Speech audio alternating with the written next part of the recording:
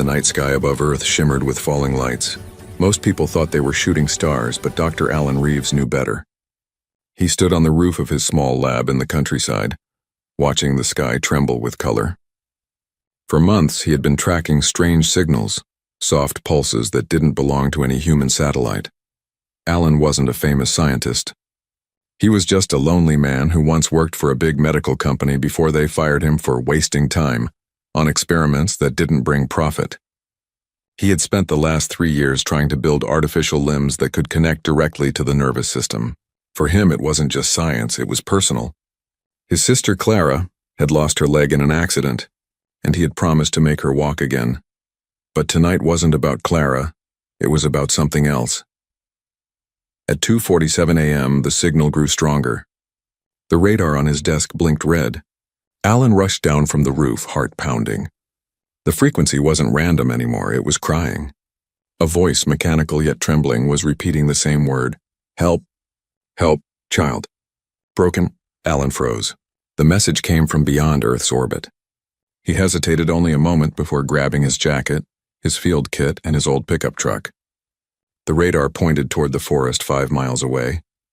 When he reached the clearing, the smell of burnt metal filled the air. Trees were flattened in a perfect circle, smoke rising like fingers toward the stars. In the center lay something small, a silver capsule no bigger than a car. Sparks flew from its cracked surface. Alan approached slowly, shielding his face from the heat. He heard soft noises inside, like a child sobbing. With his trembling hands, he pulled open the hatch. Inside, curled in a ball, was a small figure. It wasn't human. The creature was pale blue, its skin faintly glowing. Its eyes were large and black like liquid glass, and one of its arms, if you could call it that, was twisted, broken, and leaking a thin stream of silver fluid. Alan gasped. The little being looked no older than 8, terrified and in pain. "It's okay," Alan whispered softly, trying to sound calm. "I won't hurt you." The child blinked at him, trembling. Then in a fragile voice that echoed through the air, it said, "Arm, gone, please. Fix." Alan's heart ached. Without thinking, he lifted the small body gently and carried it to his truck. Back in his lab, he laid the alien on a clean table. The strange metallic veins under its skin pulsed like faint lights. He connected his medical scanner. Numbers danced wildly across the screen. The creature's biology was partly organic, partly machine. It was alive. But dying fast, Alan took a deep breath. "All right, little one," he said quietly. "Let's see what I can do." He opened the drawer containing his latest prototype, an artificial arm built from bioalloy and neural fibers. It wasn't perfect, but it might work. He had designed it for humans, not aliens. Still, the structure looked similar enough. For hours, Alan worked with shaking hands. The lab was filled with the hum of machines, the faint glow of monitors, and the alien's slow, fading heartbeat. Sweat ran down his forehead as he connected wire after wire, sealing the new limb to the alien's body. When the last connection sparked, the alien's body arched, eyes wide with light. Alan jumped back, heart racing.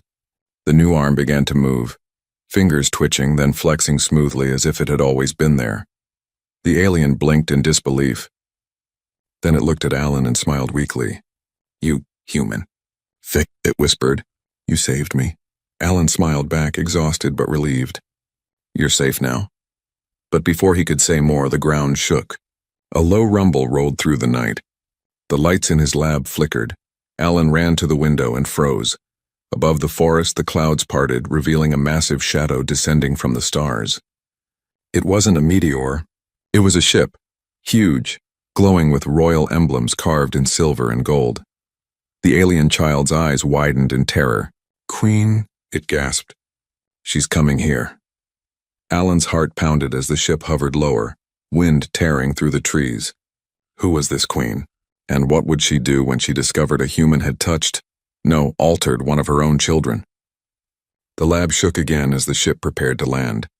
Alan's mind raced. He had wanted to save a life, but now, it seemed he had invited something far bigger and far more dangerous. To his doorstep, the queen of another world was coming for him. The air trembled as the ship descended. Trees bent under invisible force and the ground cracked from the pressure. Dr. Alan Reeves stood frozen by the lab window, his heart pounding like a drum. The alien child he had saved clung to the edge of the table, its new arm glowing faintly. The ship stopped above the forest clearing, silent, majestic, terrifying. It was like a floating palace made of crystal and metal, shining with blue lights that rippled like waves. Alan could see strange symbols glowing on its surface, symbols that pulsed in rhythm with the child's heartbeat. Alan turned to the small alien. "Is that your mother?" The child shook its head slowly. "Not mother. Our queen. She commands all." Alan felt a chill. "Then she's here for you?" The alien lowered its gaze. "She will come for me. But when she sees what you did, she may not forgive." Alan didn't understand. He had saved the child's life. What could possibly be wrong with that? A beam of white light shot down from the ship, splitting the forest open. The light expanded, forming a perfect circle on the ground. Then from within it, shapes appeared, tall, elegant figures in shining armor. They didn't walk. They glided. Alan's mouth went dry as one figure stepped forward. A woman taller than any human, her skin pale silver, her eyes like galaxies. She wore a long robe made of light, and behind her 6 floating orbs shimmered in the air. The alien child whispered, trembling, "The Queen of Astralis." Alan felt like a man staring at a living myth. The Queen's gaze swept across the trees, the wrecked ship, and finally toward his small lab. Before Alan could react, the door blew open with a flash of blue energy. The Queen and her guards floated inside, silent and graceful. The child let out a small cry. "Your Majesty!" The Queen's voice was calm but powerful, echoing like music. "Little one, you are alive." She looked at the child with something like relief. Then her eyes turned toward Alan. "And this creature preserved you?" Alan stepped forward slowly, raising his hands to show peace. "My name is Alan Reeves. Your child was injured. I repaired its arm. Please, I mean no harm." The Queen's silver eyes glowed faintly. "You repaired it?" Alan nodded. "Yes, it was dying. I used one of my prototypes, an artificial limb." Silence filled the room. Then the Queen's expression darkened. The floating orbs behind her flared red. "You touched royal blood," she said coldly. "You altered a being of Astralis without permission. That is forbidden by our laws and by the stars themselves." Alan's stomach turned. "I was only trying to save its life." "Your intentions are irrelevant," she replied. "Your species lacks understanding of our biology. You could have corrupted the child's core essence." The child tried to speak, stepping forward. "He saved me, Your Majesty." "I was dying." "Please, he helped." The Queen raised a hand. The child froze mid-sentence, its voice silenced by a beam of soft blue light. Alan's eyes widened. "Stop, you're hurting it." "I am preserving order," the Queen said. "You do not comprehend the balance we protect." Alan's fear turned to anger. "I may not understand your laws, but I understand life. That child would be dead without me." The Queen tilted her head slightly. "Strange. A human who values another species more than his own survival." Her words echoed with curiosity now, not just anger. She walked closer to Alan, studying him as if he were a strange insect under glass. "You used your knowledge to rebuild what was lost." "Why?" Alan hesitated. "Because I couldn't save someone I loved. I promised myself I wouldn't fail again." For a brief second, the Queen's eyes softened. Then one of her guards whispered something in her ear, and her expression turned unreadable. "Human," she said slowly. "You have broken an ancient law, but your act was not one of greed, it was compassion." She turned to the child. The beam vanished, freeing its voice. The small alien rushed to her and held up its new arm. "See, my Queen, it works. It feels alive." The Queen looked at the glowing limb. It moved perfectly, flexing with grace. The light in her eyes flickered, uncertain. At last she spoke softly. "Perhaps there is more to your kind than I believed." Alan let out a breath he didn't know he'd been holding. But before relief could settle, the ground outside began to shake again. This time not from the Queen's ship, but from something else rising in the distance. A dark cloud was forming over the horizon, lightning crackling through it. The Queen's face changed instantly, from calm to alarm. She looked at Alan sharply. "They found us," Alan blinked. "Who?" The Queen's voice grew urgent. "Our enemies. The hunters of the void. They followed my ship here." Alan turned to the window. Dozens of dark ships were cutting through the sky like arrows. The Queen faced him. "Human, your planet is now in danger. Prepare yourself." Alan's mind raced. He had saved one life. And now the whole world might pay for it. The night sky turned red. Dr. Alan Reeves stood beside the alien queen, staring at the horizon where dozens of black ships tore through the clouds like angry shadows. Each one moved fast and silent, leaving trails of burning smoke behind. The queen's guards raised their glowing weapons, their armor shifting color as if alive. Alan's hands trembled. Who are they? The queen's eyes glowed faintly silver. They are the hunters of the void, a race without heart feeding on power and fear. They destroy what they cannot control. She looked down at the small alien child, its glowing new arm trembling slightly. They followed my signal. They must have tracked my descent to this world. Alan frowned.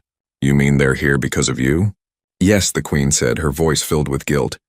And now your planet stands in their path. Alan's throat went dry. Outside, the first explosion ripped through the forest, throwing fire into the sky. Trees burst into flames and the earth shook under the blast. The child cried out, clutching Alan's sleeve. We have to move, Alan shouted. The queen raised her hand and a shimmering blue shield appeared around the lab, blocking falling debris.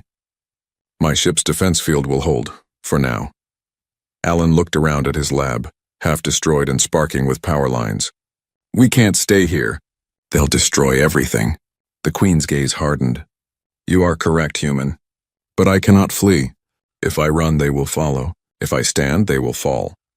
Alan didn't understand her pride, but he admired her courage. He turned to the alien child. We'll get through this, okay? I promise. The child nodded weakly, its eyes wide with fear but also trust. Then the roof shook. A beam of dark energy struck the shield, cracking it like glass. Alan covered his head as sparks flew. The queen gritted her teeth, raising both hands to strengthen the barrier. Their technology grows stronger, she said. This planet was not built for war. Alan suddenly remembered the military base a few miles north, the one he used to work with before quitting. There's an energy field generator at the old base, he shouted. If we connect your shield matrix to it, we could amplify it, protect the whole area. The queen turned to him, surprised. You would risk your life to aid me? Alan looked out the shattered window at the burning forest. I think it's a bit late to worry about that. The queen stared at him for a long second. Then she nodded. Very well, human. We fight together. She turned to one of her guards. Protect the child. Then she raised her hand toward Alan. Hold on. Before he could ask what she meant, light surrounded them both. The air bent, the ground vanished, and in the blink of an eye they were gone. They reappeared on the cracked road near the old military base. Alan stumbled forward, dizzy. You teleported us? The queen's voice was calm. We shifted through light space, hurry. The base was abandoned, covered in vines and dust. But Alan knew where the generator was, the underground core room.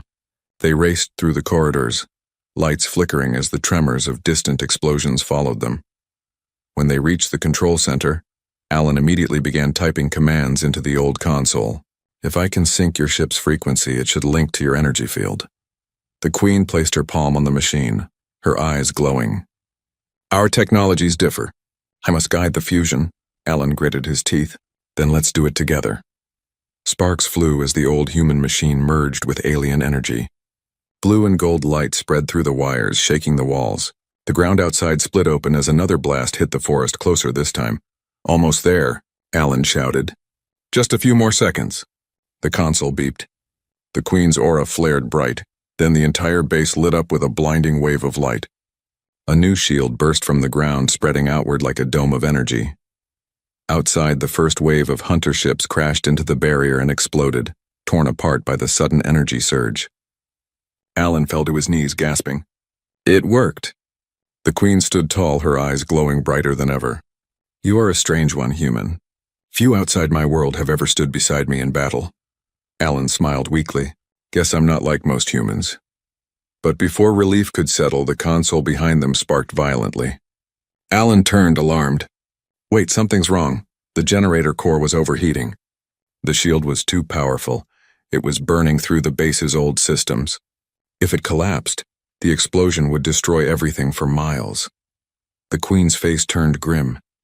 The balance is unstable. The hunters know this. They are forcing the overload. Alan's mind raced. If I can divert the energy, maybe... No, the queen interrupted. If you stay, you'll die. Alan looked up at her, determination in his eyes. Then I'll die making sure that child lives. For the first time, the Queen hesitated. The coldness in her eyes melted into something human, something close to respect. Very well, she whispered. Then we stand together, human, until the stars decide otherwise. As the hunters regrouped for another strike, and the shield flickered between life and death, Alan and the alien queen prepared for the battle that would decide not just one world, but two. Flames burned across the horizon. The once green forest now glowed orange with destruction. Above the chaos, the invisible shield flickered, struggling to hold against the hunters' relentless attack. Inside the old military base, Dr. Alan Reeves and the alien queen stood side by side. Sparks rained from the ceiling as the overloaded generators screamed. The queen's glowing armor pulsed with power, her eyes fixed on the energy readings. The shield is weakening, she said calmly. Their weapons are designed to drain light energy. Alan wiped sweat from his forehead. Then we need to give them something they can't drain. The queen looked at him. And what would that be, human? Alan turned to the small alien child, who stood behind a console watching with wide, frightened eyes. Something alive, he whispered. The child's new arm flickered softly, blue light running through its veins like fire. Alan frowned. Something about it was changing, it was evolving. He rushed over and knelt beside the child. Hey, how are you feeling? The alien looked down, confused. Strange. The arm, it hums. It feels like it's talking to me. Alan's heart raced. The prototype he'd used wasn't made to adapt. But somehow, connected to alien biology, it had grown. Alive, intelligent, something more than metal. The queen stepped closer, sensing the same. What have you done, human? She asked, not in anger but awe. I don't know, Alan admitted. But it's not just a limb anymore, it's learning. The child raised the glowing arm and a faint pulse spread through the air. Every light in the room flickered in response. Alan's monitor flashed symbols, unknown alien code forming faster than human eyes could follow. Then suddenly the queen gasped. This is impossible. That arm carries the signature of the core. Alan blinked. The what? The core, the queen said quickly, eyes widening. It is the heart of our civilization, the living energy that powers our cities, our ships, even our souls. But it cannot be replicated. She looked at Alan with disbelief. Yet you, a human, have done it. Alan shook his head. No, I didn't create it. Maybe your child's body fused with my design and rebuilt it. Before the queen could answer, the ground shook violently. The hunters had landed. Outside, dark figures descended from the burning sky. Tall, armored creatures with faces hidden under black masks. They moved like shadows, carrying weapons that pulsed with void energy. Alan looked out the broken window. They're here. The queen raised her hands, forming a wall of light between the base and the invaders. Protect the child, she ordered. The child's arm began to glow brighter, so bright that Alan had to look away. A deep humming sound filled the air, vibrating through his bones. Wait, he shouted. It's reacting to their energy. Before anyone could stop it, a wave of pure light burst from the child's arm, sweeping across the battlefield. The hunters screamed as their armor melted into black mist. The wave cut through the sky like lightning, destroying half their fleet in seconds. Alan fell back, stunned. What was that? The queen stared at the child in silent shock. Power of creation, she whispered, born from both human and Astralis. But the victory was short-lived. The child collapsed, trembling. The light from its arm dimmed to a weak flicker. Alan rushed to its side. Easy, easy. Don't move. The queen knelt beside him. Its life energy is burning out. The core is consuming it from within. Alan's voice cracked. There must be a way to stop it. She shook her head. No one can control the core once awakened. Not even I. Alan clenched his fists. Then I'll find a way. The queen looked at him quietly, almost softly. You are not of our kind, and yet you speak as if the stars obey you. He stared back. I don't care about the stars. I care about saving that child.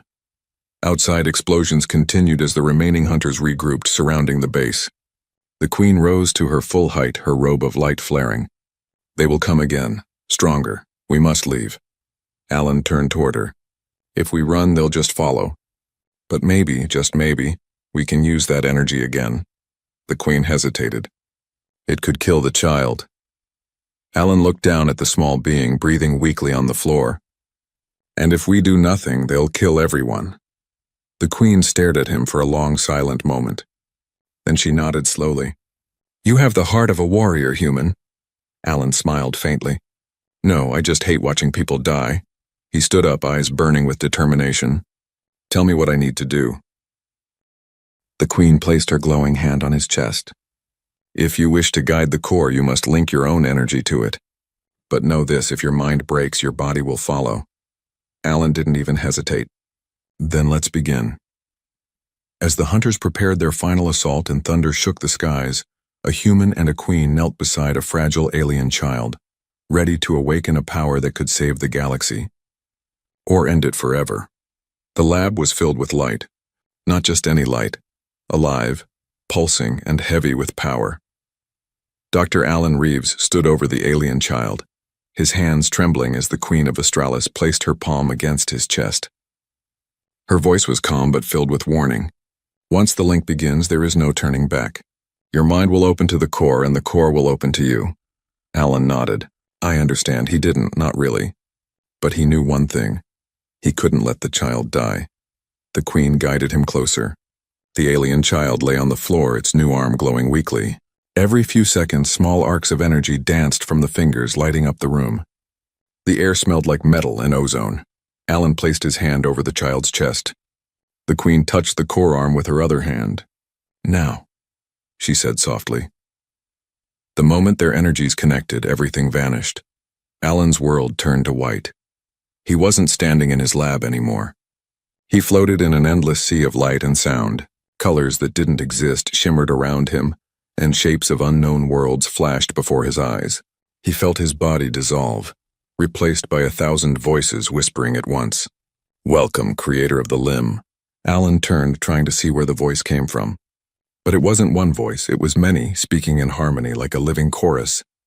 You built the bridge between flesh and light. Who are you? Alan shouted. We are the core, the heart of Australis. The pulse of all that lives in the light. Alan's breath caught. The core wasn't a machine, it was a living network. The consciousness of the entire Australis civilization. Every thought, every memory, every soul was connected to it. The child was born of our light, the voices said. But the hunters tore him from us. You gave him a part of yourself, and in doing so you gave us a doorway into humanity. Alan felt a shiver. A doorway? Yes, your technology, your creation combined with our essence. It has made something new, something neither human nor Australis.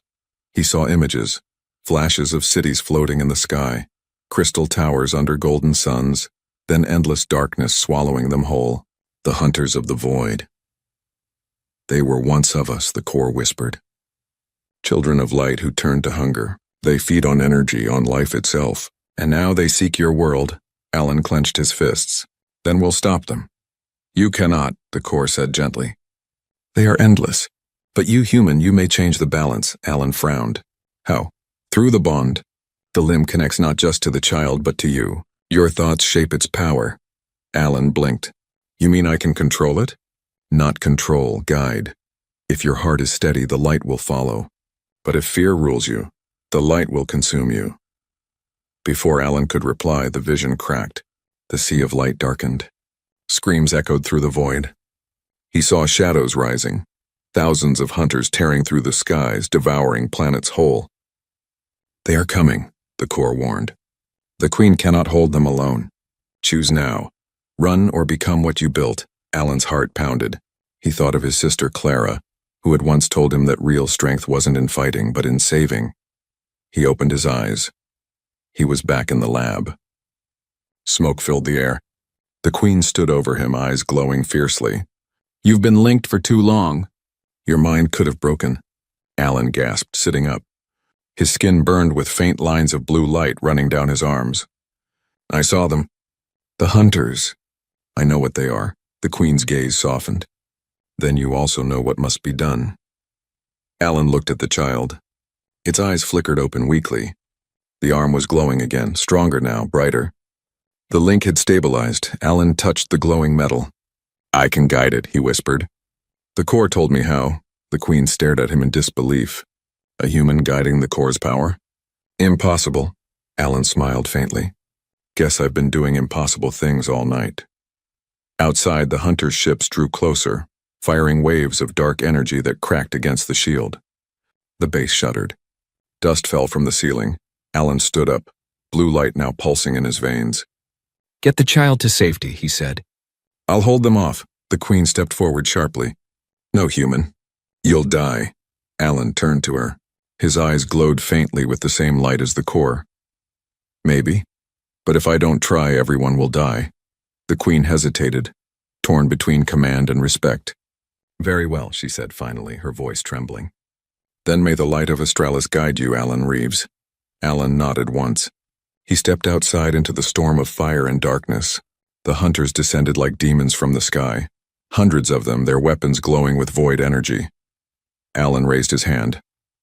The ground beneath him lit up with the same blue light that shone in the alien child's arm. For the first time, humanity answered the stars, with power born from compassion, not conquest. The night screamed. The hunters of the void poured down from the sky like a storm of shadows. Their black armor reflected no light, their eyes burning red with hunger. The ground shook as they landed, hundreds of them forming a circle around the broken base. Dr. Alan Reeves stood in the center of the chaos, his body glowing faint blue. Every breath he took sent ripples of light across the ground. The Queen of Australis watched from behind the force field, holding the child close. Her voice trembled. If he loses control, we all die. The child looked up at her, frightened. But he saved me. He will save us again. Outside, Alan raised his hand. The air trembled. Blue fire danced between his fingers. He didn't know how it worked, only that it did. The core's energy moved through him like a river, powerful and alive. He could feel the hunters before they appeared, their cold energy pressing against his mind. All right, he muttered under his breath, eyes locked on the first line of attackers. Let's see what this light can really do. The first hunter charged, fast as lightning, weapon raised. Alan moved without thinking. His hand shot forward and a beam of blue energy exploded from his palm, cutting through the creature's chest. The hunter disintegrated into ash. Alan froze. His hand shook. He hadn't just destroyed it. He had erased it. Dozens more came forward, screaming in a chorus of rage. Alan focused, spreading his arms wide. A burst of light erupted from his body, forming a dome around him. The hunters slammed into it but couldn't pass through. Inside, Alan's eyes glowed brighter. His veins pulsed with energy that wasn't human. He could feel the thoughts of the Queen, the fear of the child, the hunger of the hunters, all at once. The core was linking him to everything alive. Then a voice echoed in his head. Careful, creator of the limb. The light obeys emotion. Too much anger, and it will consume you. Alan gritted his teeth.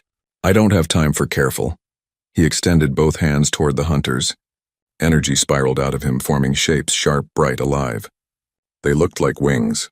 For a moment, Alan floated above the battlefield, surrounded by swirling fragments of light. The Queen watched in awe. He's becoming one with the core, she whispered. A human channeling creation itself. The hunters regrouped, firing beams of void energy. Alan countered instinctively. Each beam met his light and exploded in midair, showering sparks across the ruins. He stepped forward, every movement echoing like thunder, but with every strike something inside him changed.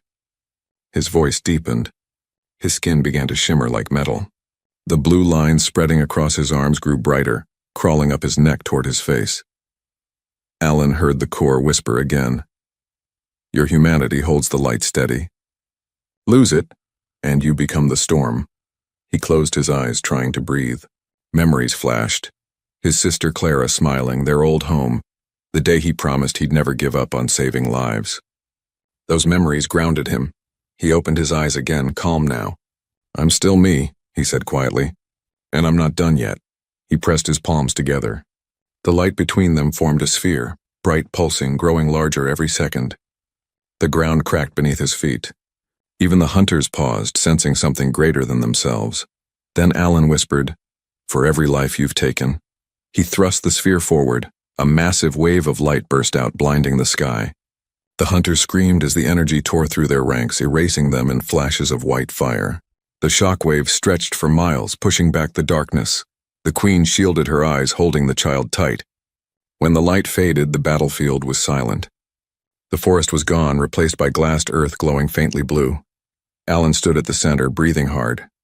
His clothes were torn, his body still glowing, but his eyes looked distant, unfocused. The Queen approached slowly, her voice soft. "You've done what even my warriors could not." Alan looked at his trembling hands. "It doesn't feel like victory. It feels like too much," the Queen nodded sadly. "You've carried the weight of a star. No mortal can hold it forever." Alan looked toward the child who was watching him with wide, hopeful eyes. "I'm fine," he said gently, though his voice shook. "I'll make sure this ends." But the Queen saw what he couldn't. The glow under his skin was changing, no longer steady blue, but flickering between light and darkness. "He's losing balance," she whispered. "The light and the void are fighting inside him." Alan turned, sensing it too. The air around him hummed like a storm about to break. "I can feel them," he murmured. "The hunters. The ones I destroyed, they're not gone. They're inside the light now. They're trying to pull me with them." The Queen's eyes widened. "If they win, you will become one of them." Alan smiled weakly. "Then I guess I'll just have to win first." And as the stars above shifted, the man who had saved an alien child stood between creation and destruction, half human, half light, and the only thing standing between Earth and the endless void. The wind was still, but the world was not. The battlefield glowed faintly under the dying light of dawn, the air heavy with the smell of burnt metal. What was once a forest was now a sea of glass and ash.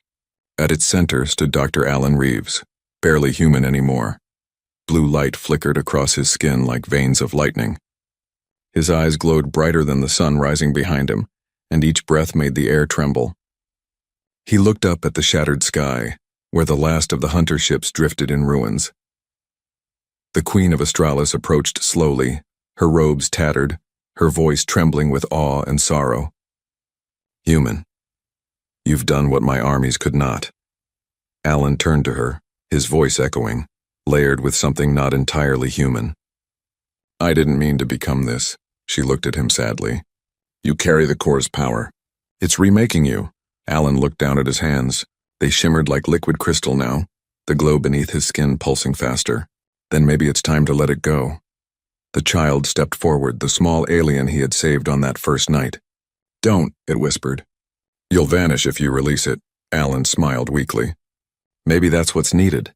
But before he could speak again, the ground shook. From the ashes rose dark shapes, remnants of the hunters, twisted forms made of shadow and void. Their voices hissed through the air like cold wind. "We are not gone. We are the echo of the void, and the light that burns too long belongs to us." Alan stumbled back, clutching his chest as pain shot through him. The hunter's essence was trying to take control of the light within him. His body became the battlefield now, light against darkness, creation against nothingness. The Queen raised her staff. "We must destroy them before they claim you." "No," Alan gasped. "If you destroy me, the core dies with me." The Queen froze. The core, the heart of her entire civilization, was now part of him. If he perished the wrong way, her entire race would lose its light forever. The child cried out, running toward him. "Alan, please." "Fight it." Alan fell to his knees. Visions flashed before his eyes. His sister Clara smiling the day he built his first prosthetic, the night he promised to never stop saving lives. Then he saw the child reaching for him, that small hand glowing faintly with hope. That was enough. Alan's voice grew steadier. "The core told me once that light obeys emotion. Then maybe I can guide it one last time." The Queen's eyes widened. "What do you mean?" Alan stood tall, blue energy swirling around him like a storm. "I'm going to draw the void into me, seal it away. If it consumes me, at least it won't touch your world." The Queen shook her head. "That will kill you." Alan smiled softly. "Some things are worth dying for." Before she could stop him, Alan spread his arms wide. The void screamed, rising from the ground in twisting black tendrils. They wrapped around him, burning and biting, but he stood firm. His glow brightened, fighting back with every ounce of strength left in his human heart. The Queen shouted over the storm, "You cannot contain both light and darkness." "You will break." Alan's voice echoed across the battlefield. "Then I'll break doing something right." The ground split open. The sky turned white, and a massive explosion of light and shadow engulfed everything. For a moment there was no sound, only blinding brightness. When the light faded, Alan was gone. The battlefield was silent once more. The dark void had vanished with him. Above, the clouds parted and sunlight poured through like a blessing. The queen stood motionless, tears in her silver eyes. The child fell to its knees, clutching the ground. He's gone? The queen knelt beside it. No, look. Where Alan had stood, a small crystal floated above the ground, glowing softly with blue light. Inside it shimmered two shapes, one of light, one of shadow, forever locked in balance. The queen reached out her hand but didn't touch it. He became the bridge between creation and destruction. The first of his kind, the child wiped its tears. What will happen to him? The queen smiled faintly. He will watch over both our worlds. His light will keep the void away. She looked toward the sky, her voice soft and full of reverence. He wanted to save life. Now he is life. The crystal pulsed once, brighter than before. Then a gentle wave of energy spread outward, healing the scorched land, restoring color to the burned soil. Flowers began to bloom again, small, fragile, but alive. The child whispered, "Goodbye, Alan." The queen placed her hand over her heart. Your name will be sung among the stars, human. The one who built not just a limb, but a future. As the sun rose over the reborn earth, the crystal floated higher, vanishing into the sky, its light becoming a new star. And somewhere in that endless light, Alan Reeves smiled.